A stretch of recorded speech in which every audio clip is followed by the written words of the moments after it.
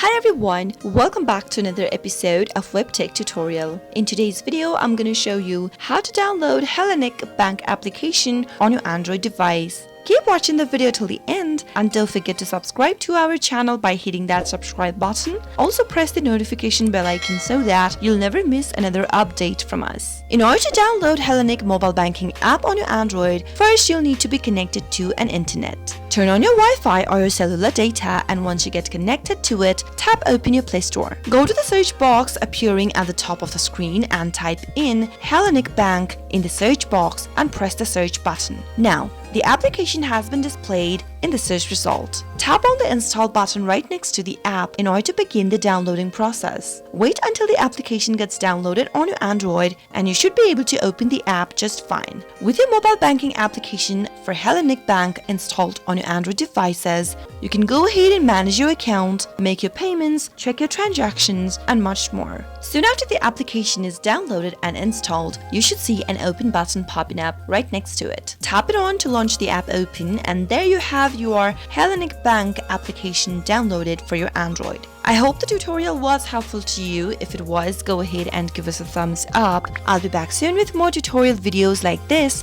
Thank you for watching.